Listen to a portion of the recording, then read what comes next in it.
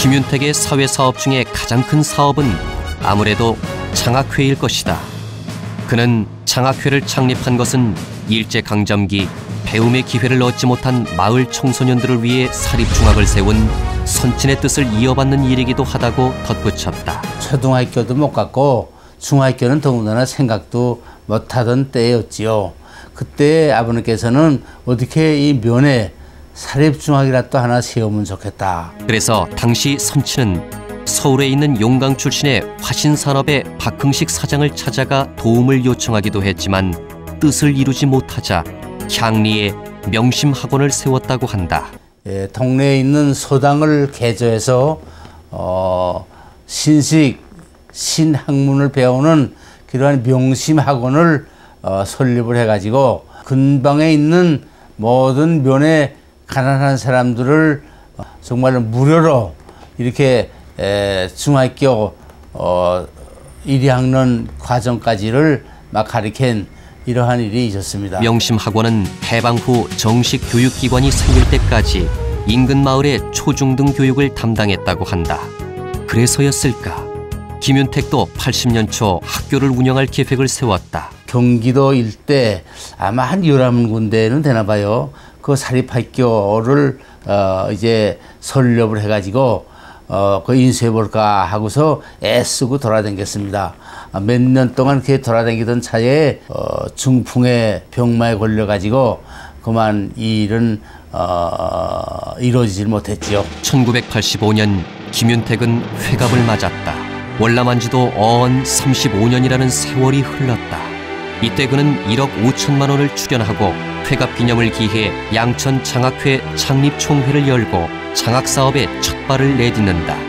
이때 조일문, 윤덕선, 유기천, 우대규, 이세중, 김광희 등이 참석해 격려를 했고 김윤택은 총회 인사말에서 오늘날까지 저를 키워준 이 사회에 조금이나마 보답하기 위해 평소 생각하던 장학회를 발족하게 되었다는 소회를 피력한다. 장학회 초대 이사진으로 조일문 전 건국대 총장, 장학형 우천학원 이사장, 홍시환, 김태성 교수, 이용흡, 동성중 교장 등이 선임됐고 장학생 선발은 대학 총장, 도민회장, 중고교장, 교수, 신부 등으로부터 추천받아 선발됐다.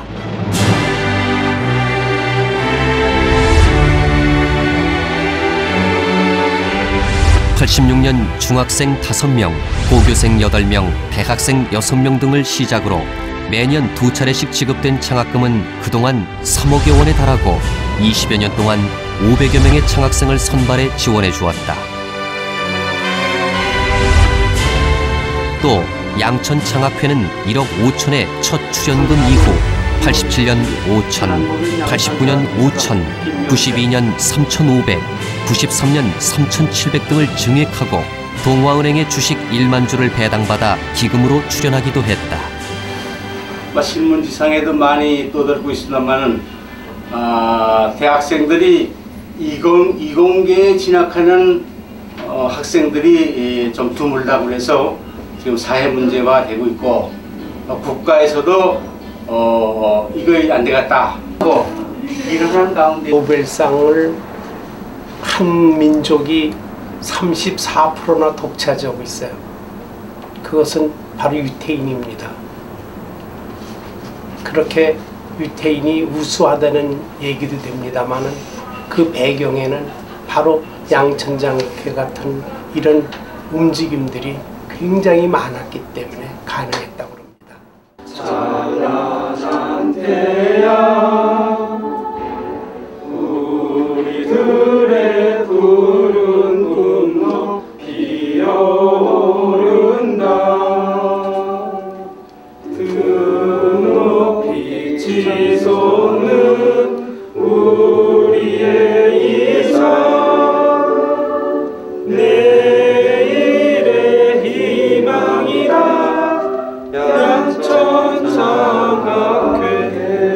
어차피 나라가 살려면 기술이 있어야 되고 저희가 그 기술을 이끌어 나가려고 하고 또 이렇게 사람이 적으면 그렇게 위기가 있을 때 그만큼 저에겐 기회가 있는 거니까 항상 발전적인 사람이 되도록 노력하는 사람이 되겠습니다.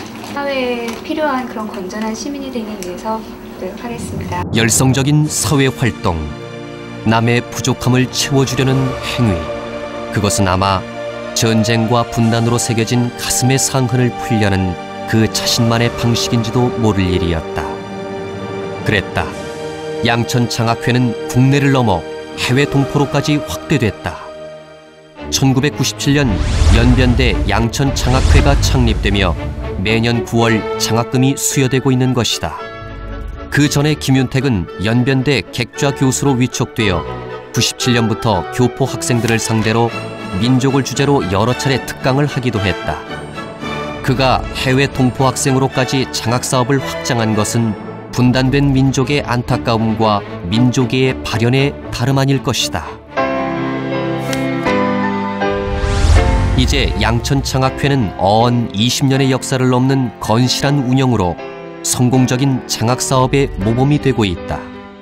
특히 양천장학회는 대여장학제도라는 독특한 제도를 채택하고 있는 것도 주목할 만하다.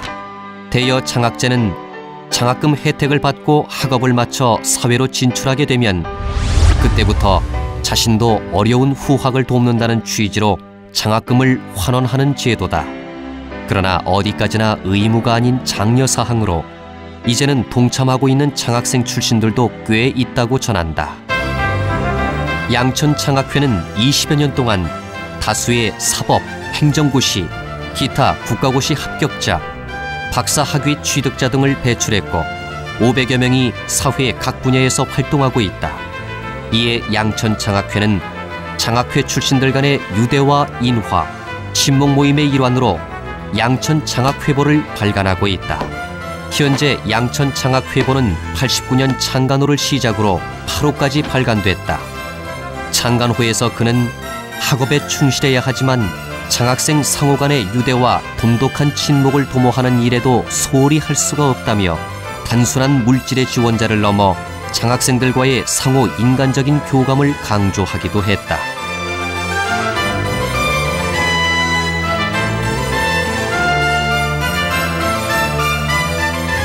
기본재산 5억 원을 출연, 2000년 3월 양천장학회를 재단법인으로 등록한 그는 앞으로 문화사업 등으로 지원의 폭을 넓혀 더욱 공익에 기여하는 장학회가 되도록 하겠다고 다짐했다. 이 장학사업은 저의 필생에 가장 보람있는 사업으로 착실하게 운영해 왔다고 자부하고 있는데 앞으로는 이 장학회를 학술연구 사업, 문화 향상을 위한 사업, 좀 더 양천장학회의 사업 범위를 넓히고 이 양천장학회가 정말로 영속적으로 이렇게 발전적으로 이렇게 계속되기를 저는 바라고 있습니다. 그가 남을 돕고 있는 것은 후덕한 인품이 근원이겠지만 자신을 키워준 고향과 부모 형제에 대한 보답을 배신하고 있는 것인지도 모른다. 그랬다. 그는 재산을 털어서 나누는 헌신뿐만 아니라 봉사 또한 게을리하지 않았다. 김윤택은 68년 광화문 라이온스 창립 회원이 되어 봉사의 첫 테이프를 끊었다. 78년 광화문 라이온스 회장, 80년엔 국제 라이온스 협회의 한국 지부인 309A 지부의 부총재로 선출된 그는 우리는 봉사한다라는 라이온스 모토와 윤리강령 실현에 열심히 참여했다. 백낙환 선생의 초대 회장인데 그분이 이제 백병원을 운영하고 있습니다. 그래서 그것이 이제 계기가 돼가지고 온총이 수술 사업을 맨 먼저 시작을 했어요. 그 외에 맹인들에게 맹인도서, 또 흰지팽이 등을 만들어서 기증을 하고 그 가운데서도 가장 뜻깊게 생각하는 것은 강원도의 그 빈농의 학생들에게 한우 송아지를 사줘 가지고 키워서 팔아서 그거로 장학금을 해주는 소위 한우 장학금 제도를 해가지고서 농촌 학생들에게 학업을 도왔다는 것이 아주 큰意义 있는 일이라고 이게 해석이 됩니다. 어느덧 창립 회원들 중 많은 수가 타계해 안타깝다는 그는 이제 원로 회원으로서 병풍 역할을 하며 조용히 후배들을 지켜보고 있다.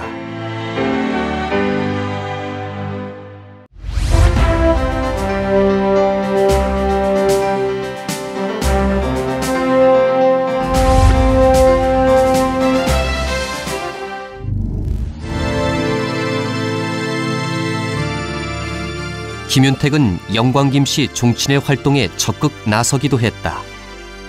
그는 이에 대해 북에 두고 온 부모에게 못한 효도의 한 방법이기도 하다고 고백했다.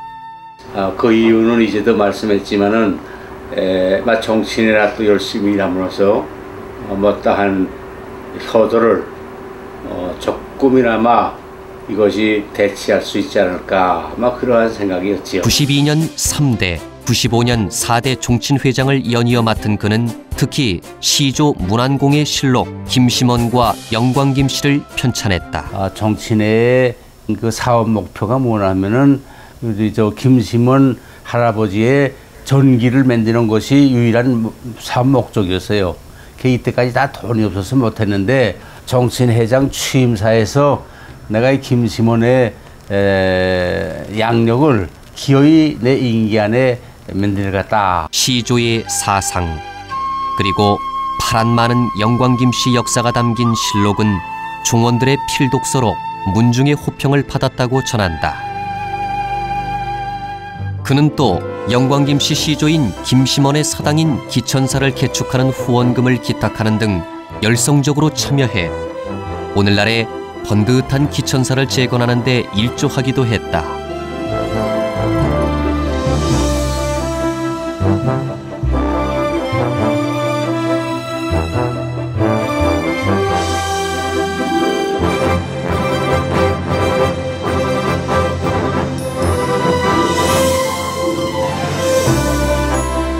이때 김윤택은 또 자신의 직계세 보인 용강파 가승모를 만드는데 남한의 후손뿐만 아니라 언젠가 통일이 되고 이북의 후손들에게도 뿌리를 알 수 있도록 유산을 남겨야겠다는 생각에서였다고 전한다.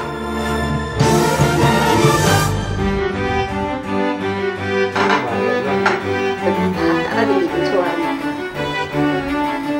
유난이네.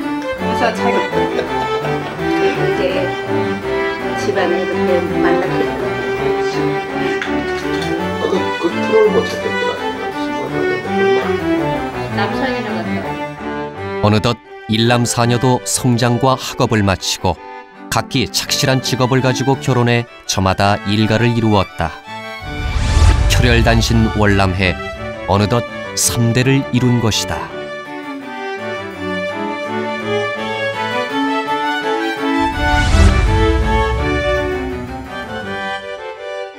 (2004년) 김윤택은 부인 심숙자와 부부의 연을 맺은 지 어언 50년을 맞았다.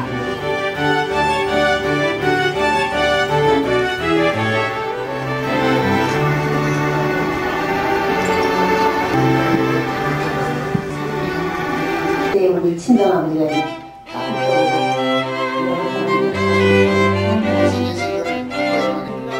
김윤택, 심숙자 부부. 강산이 5번이나 변할 50년을 울고 웃으며 인생의 반려자로 걸어온 것은 실로 복된 일이라 아니할 수 없을 것이다. 자식들이 만들어준 자리에서 그는 고향의 친지들, 남한에서 인생을 나눈 친지들과 함께 금혼식의 벅찬 감흥을 함께 나누었다.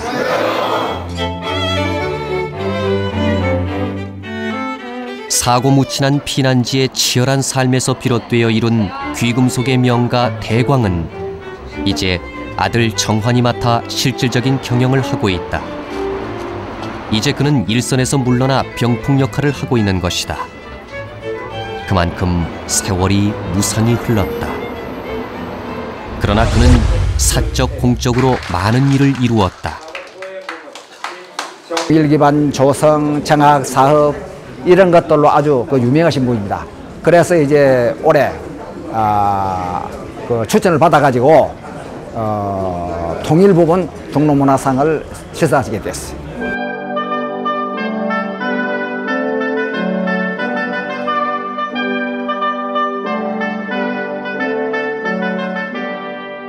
그동안 국가와 사회에 기여한 공로로 김윤택은 라이온스 무궁화 사자대상, 국민훈장 목련장, 국민훈장 동백장 등 10여 개의 상훈을 수여받았다.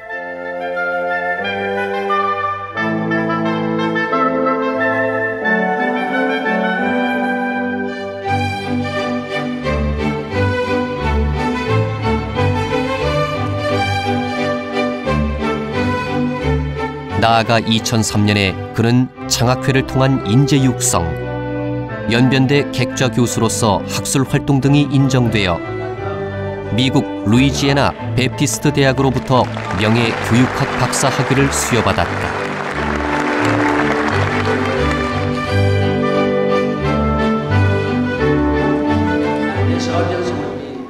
요사이 그는 특히 건강을 챙기며 세심한 관리를 하고 있다.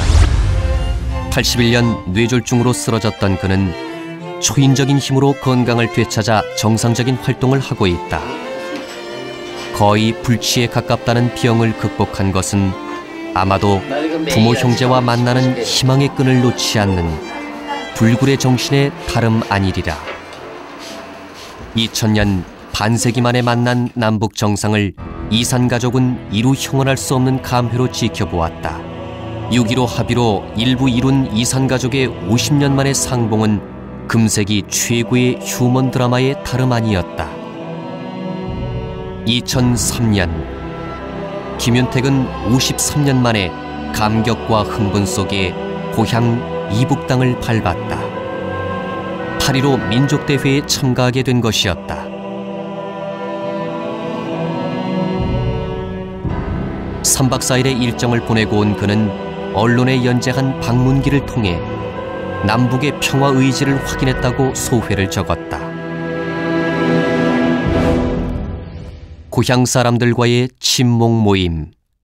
갈 수 없는 고향이기에 결속력도 강하고 모임도 잦다.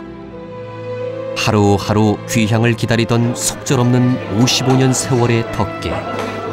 그러나 돌아보면 눈 깜짝할 시절이었던 것 같기도 하다. 고향을 떠나던 새파란 청년 시절, 이제 김윤택과 시장민들은 그 시절의 추억을 나누는 것으로 망향을 달래는 것이다. 그리운 대동강. 두 번째 내 고향 금수강산 수려한 곳. 역사의 대동강 흘러 기만 년인가. 옛사람은 가고 없고 산천만 의구하다. 산수도 고울시고 물색도 예쁠시고. 사화의 고울 그곳을 아무래도 잊지 못하니 남북이 두 쪽으로 길 끊어져 50성상 구름도 타고 넘고 바람도 오가는데 휴전선 저 철책 그 언제나 흘리려나. 꿈길 50년 마음길 반세기 50년 두고두고 가고파도 못 오간 길 언제나 가볼 건가 꿈조차 아득하네.